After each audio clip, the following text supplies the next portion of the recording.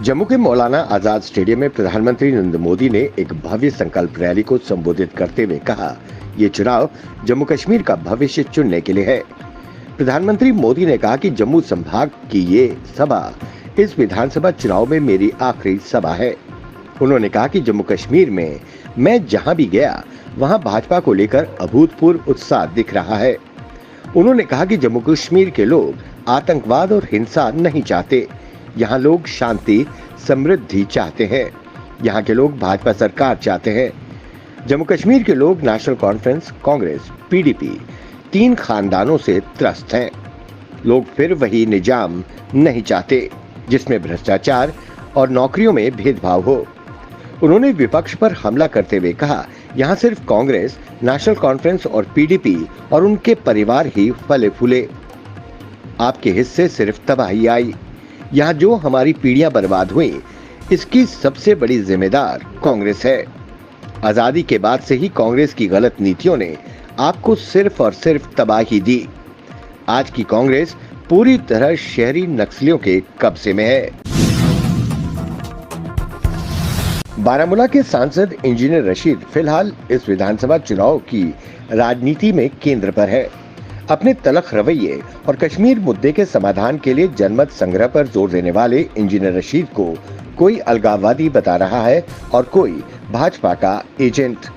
National conference और कुछ अन्य दल उन पर कश्मीर में भाजपा की एजेंडे को आगे बढ़ाने का आरोप लगाते हैं।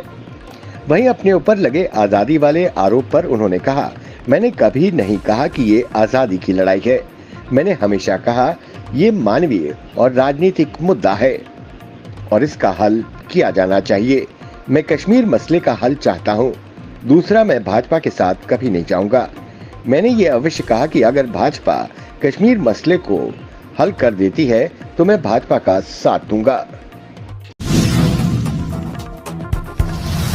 अफजल गुरु के भाई एजाज अहमद गुरु सोपुर विधानसभा से चुनावी मैदान में है। अनुच्छेद 370 पर उन्होंने कहा कि इसे हटाना गलत था। फिर तुरंत उन्होंने कहा कि अब 370 पर चिल्लाने या इसे कुरेदने से क्या फायदा। ये सब कुरेदने से कश्मीर का युवा, गरीब और कश्मीर का भविष्य इसे कौन देखेगा। उन्होंने कहा कि अफजल गुरु से मेरी विचारधारा बिल्कुल अलग है।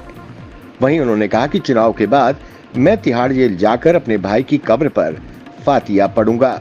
इसके लिए गृह मंत्री से भी गुजारिश करूंगा। दक्षिणी कश्मीर के कुलगाम में सुरक्षा बलों और आतंकियों के बीच मुठभेड़ हुई। मुठभेड़ में सुरक्षा बलों ने 2 आतंकवादियों को मार गिराया है। सुरक्षा बलों ने पूरे इलाके को घेर रखा था।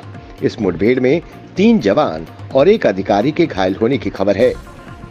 कश्मीर जोन पुलिस ने पोस्ट कर ये जानकारी दी कि कुलगाम के आदिग्राम देवसर इलाके में मुठभेड़ शुरू हो गई।